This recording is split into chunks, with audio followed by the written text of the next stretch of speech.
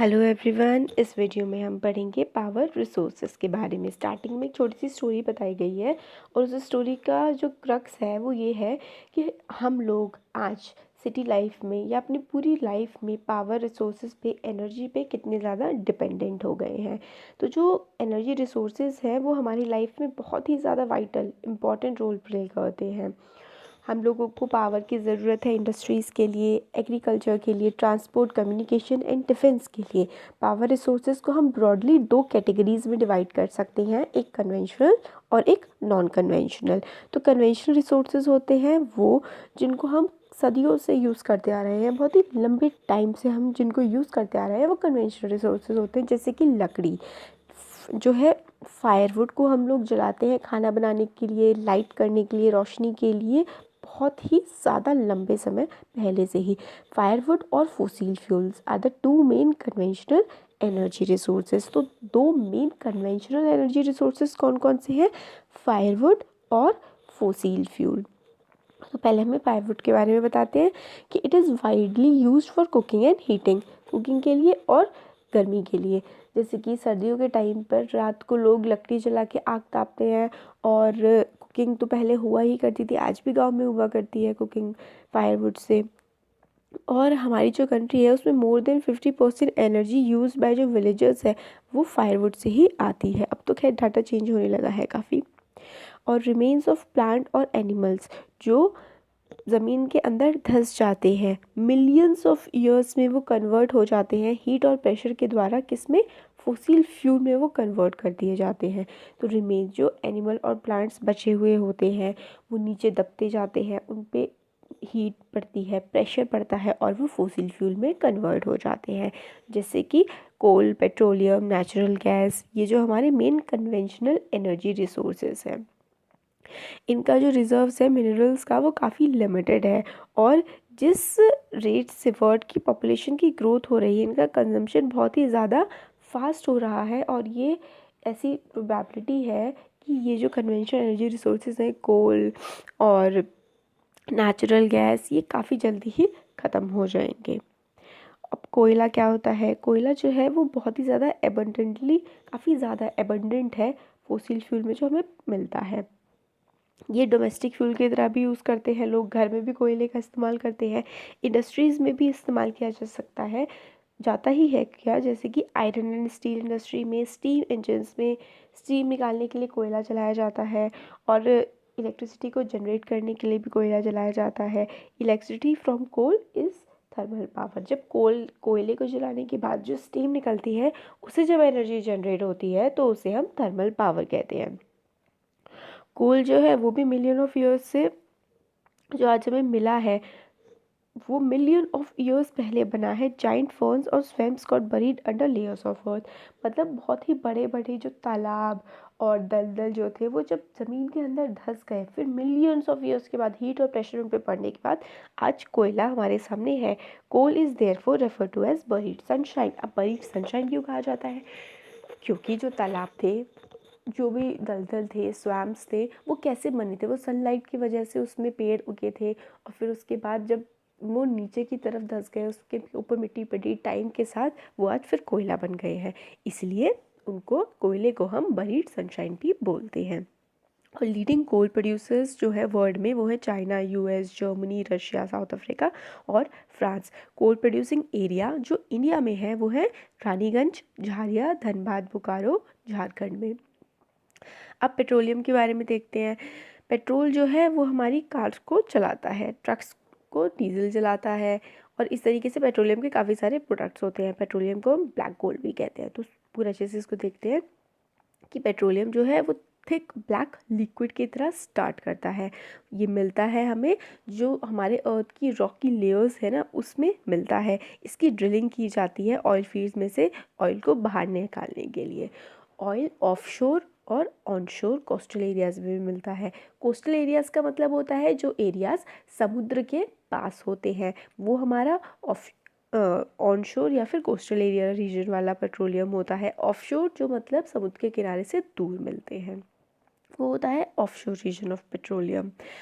और ये जो हम लोगों को मिलता है पेट्रोलियम, इसके बाद ये तो क्रूड ऑयल होता है, कच्चा तेल होता है, इसको हम ऐसे यूज़ नहीं कर सकते हैं।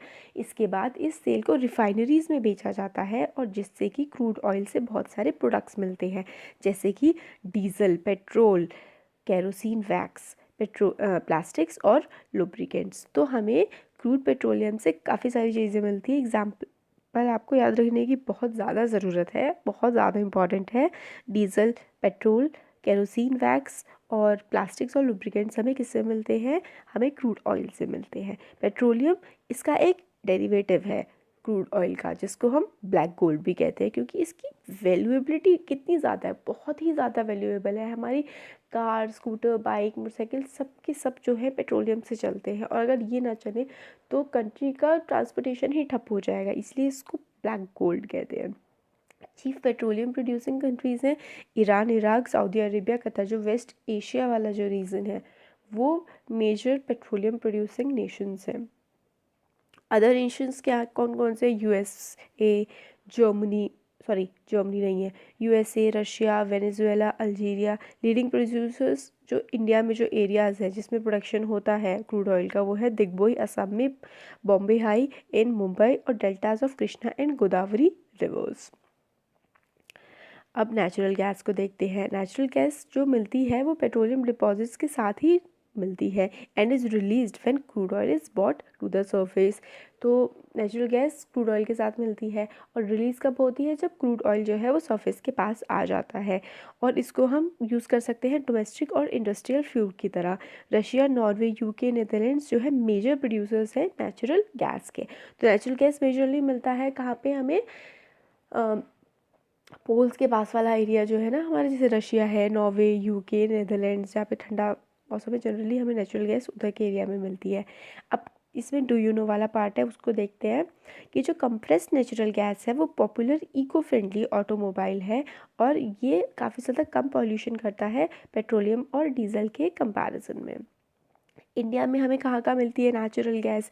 जैसलमेर में मिलती है, राजस्थान में जो है, कृष्णा गोदावरी डेल्टा पे मिलती है, Tripura and some areas offshore in Mumbai have natural gas resources। तो natural gas resources के important areas हैं इंडिया में, जैसलमेर, कृष्णा गोदावरी डेल्टा, त्रिपुरा और मुंबई हाई।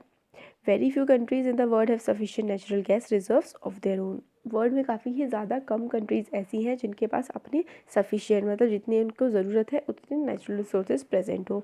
और शार्प इंक्रीज जो है कंजम्पशन का फोसिल फ्यूल का, ये मतलब डिप्लीट कर रहा है बहुत ही ज़्यादा अलार्मिंग रेट से। मतलब फोसिल फ्यूल काफ़ी ज़्यादा कम होते जा रहे हैं। टॉक्सिक पोल्यूटेंट इसमें से रिलीज़ होते हैं जब ये बर्न होते हैं, जो हमारी हेल्थ के लिए काफ़ी ज़्यादा नुकसानदेह हैं। और मतलब बिना अंधाधुंध जो बर्निंग की जाती है फोसिल फ्यूल की, और लाइक एग्जांपल दिए हुए हैं dripping tap which will eventually run dry. इसी तरीके से अगर हम लोग का टैंक, हम लोग मोटर ना चलाएं, पानी टैंक में लिमिटेड है और जो हम टंकी से पानी लेते रहे तो वो कभी ना कभी ख़त्म होगा ना। इसी तरीके से ये फोसिल फ्यूल जो है ये भी कभी ना कभी ख़त्म हो जाएंगे। और ये है, इसकी बात क्या होगा?